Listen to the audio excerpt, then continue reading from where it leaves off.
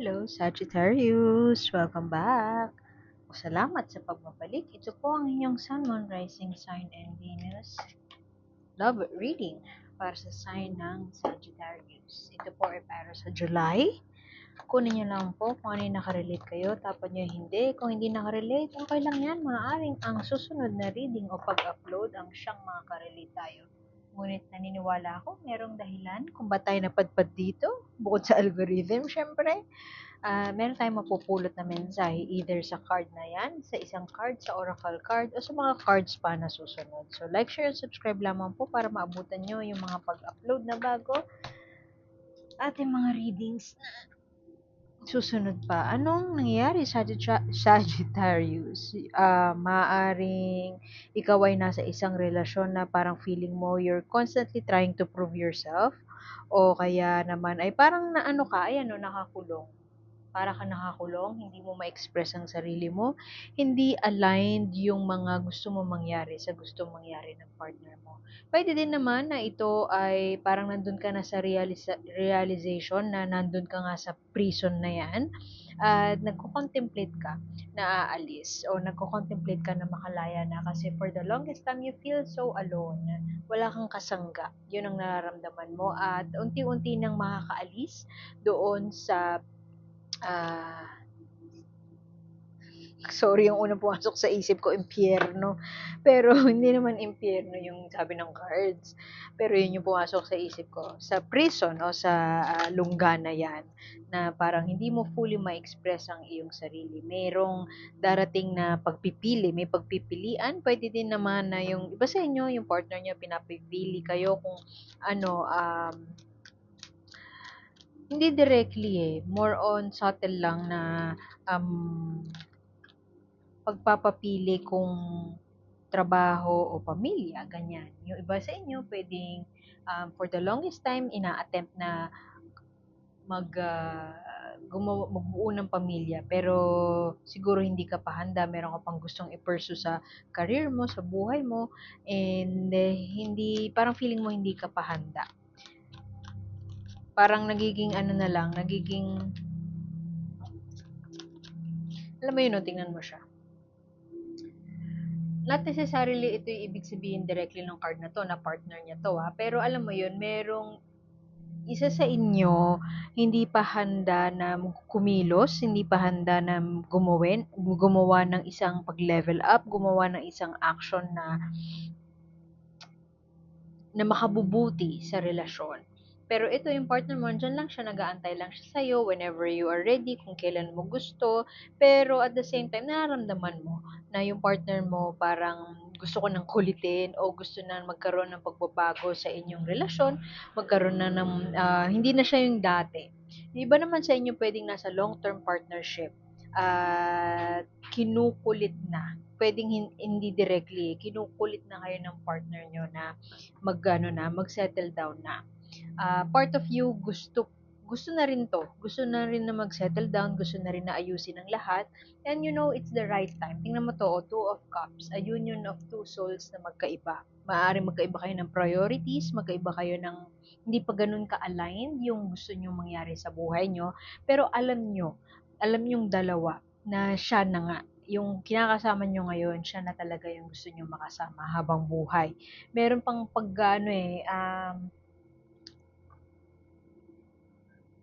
ewan ko, siguro yung iba sa inyo hindi, meron pang gustong gawin, meron pang gustong i-pursue. And so, itong pangungulit na ito na magpakasal na, example lang to um, kasi pwede din na yung major life decision, hindi lang kasal, pwedeng magkaanak. Iba-iba tayo ng journey kung nasa relationship. Pero example nga na, halimbawa, yung kasal, yung iba sa inyo, alam sa sarili nyo na gusto na rin naman na yun, pero may pangamba, maaaring hindi pa ready, ayaw pa mag-settle down, may iba pang gusto i-pursue, may iba pang responsibilities. So, itong thought na ito ng pagpapakasal, yung iba sa inyo, parang feeling nyo, na-trap na lang kayo doon na you feel so trapped na gano'n na lang yung nagiging conversation natin everyday. Ah, Hindi lang naman ako hanggang dun lang, sa kasal lang. Pero kung kahit pa hindi handa yung partner mo o ikaw, Sagittarius, alam nyo sa sarili nyo na you want to treasure this relationship. Mahalaga itong relasyon na ito. Yun nga lang nga, parang medyo may stagnant na. Isa sa inyo na nakakaramdam na parang stagnant ba na, hanggang dito na lang ba tayo, forever na lang ba tayong boyfriend, girlfriend. And so, meron kang dalawang choices na, tingnan mo yun, no? Meron siyang dalawang coins na hawak at parang inaalay niya na parang which is which. So, maaaring this July, you will be, I don't know, mapapasok sa isang pagpili. May kailangan piliin, may kailangan ng aksyonan, may kailangan ng pagdesisyonan. Maganda yung Two of Cups na yan kasi union of two souls yan. So, kaya din na yun naisip ko or I'm leaning towards dun sa example ng kasal. Five of Wands reverse, maaari, in the most recent past, merong pagtatalo, pag-aaway. Siguro yung iba sa inyo nagtatampo kasi parang feeling mo mag-isa ka lang doon sa journey doon sa storya ng love life na ito, ng romantic tale yung dalawa. Parang siya lang, yung isa lang yung may vision of, yung nga, settling down, may vision of forming a family. Pwede din na yung iba sa inyo may ginawa ng risk in the past, nagtumaya na, kumbaga. Tapos yung isa naman, ito siya ay parang walang pakialam, apathetic, o parang hindi mo makausap tungkol sa isang major life decision na ito. Uy,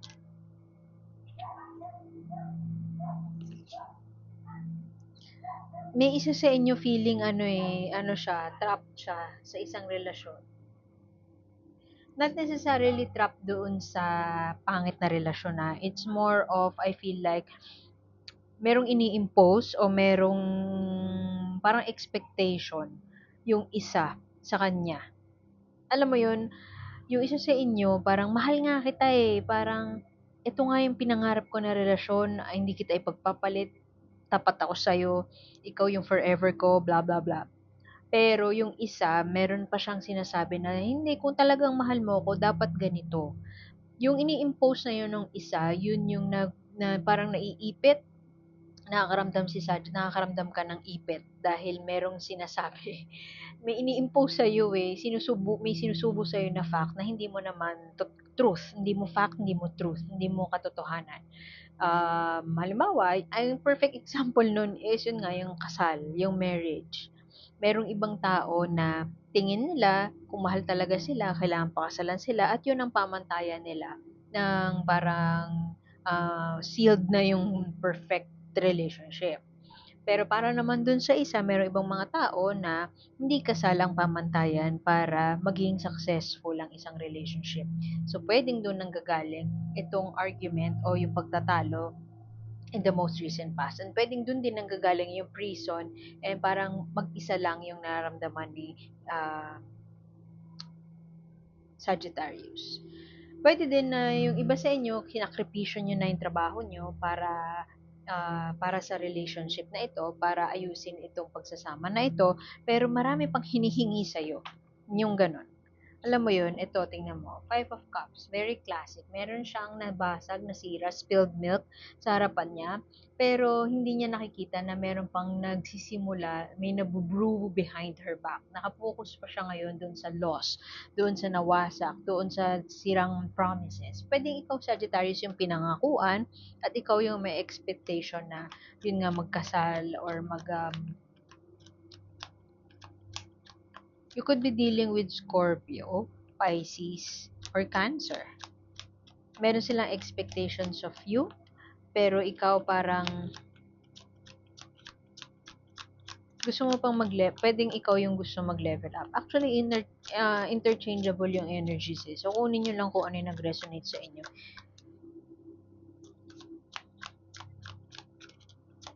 Pwedeng ikaw yung, pwedeng may nakunan, may baby, tapos nakunan, tapos parang para sa'yo, it's a major loss na gusto mo munang mag-grieve. Gusto mo munang magluksa dun sa nangyari na yon. And hindi ka pa handa na gumawa ng isang bagay na life altering kasi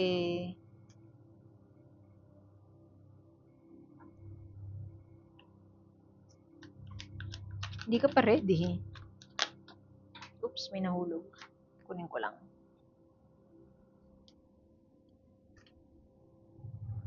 Lagi ba kayo nag-aaway? Wands, Ten of Wands. Always fighting, may pinaglalaban, hindi matapos-tapos na, may hindi matapos-tapos na burden.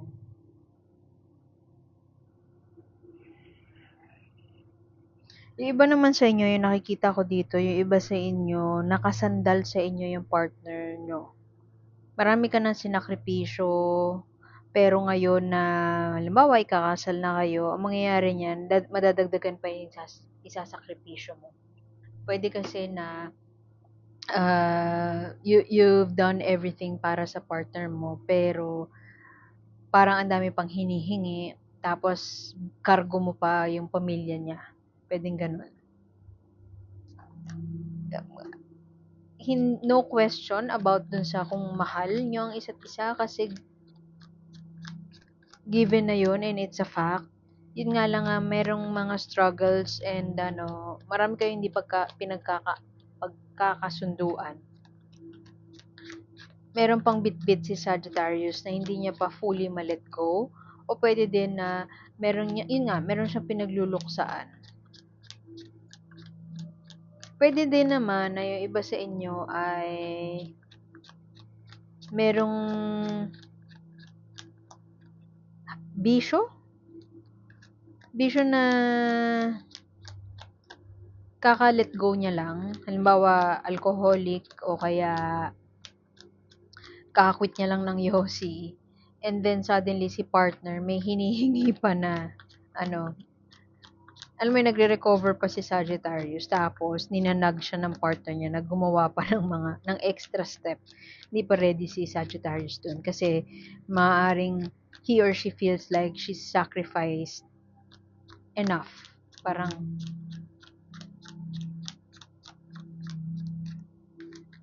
huwag ka munang humingi sa akin ng kung ano-ano kasi meron pa siyang yun nga pinagluluksaan o meron pa siyang inaayos, meron pa siyang hindi, ang ganda. Feeling ko kung ano man yung pinagdadaanan nyo ngayon, Sagittarius, at the end of the day, pipiliin at pipiliin nyo ang isa't isa. Maraming distractions, maraming challenge. Siguro mapupuno tong July with challenges when it comes to this love situation. Example ng challenges na yun nga kung ikakasal kayo, breadwinner pa si Sagittarius. O pwede din naman na ikakasal ka overseas pero hindi mo maiwan yung trabaho mo dito. May choice na kailangan gawin, may kailangan piliin, may kailangang alisan o pwede din na may inalisan si Sagittarius. Yun nga kaya nasabi ko na baka may alcoholic dati, alam mo yun, ayaw niya pa magpa-relapse, nag-struggle pa siya dun sa relapse, dun sa pagbabalik nung addiction niya. And then suddenly, kailangan niya na naman kumilos for something na hinihingi ng partner niya. Tingin ko itong July, maaaring may pagtatalo, may lungkot, at pwede din na may pagod sa bagay na hindi pa fully naaalisan o paalis pa lang si Sagittarius. Pero at the end of the day, love wins. Kasi ito, lovers ang nakuha. You will make a choice at pipiliin niya ikaw. Kung halimbawa man nasa proseso kayo ng ah, third party, ganyan, or may pipiliin, ikaw ang pipiliin ni Sagittarius.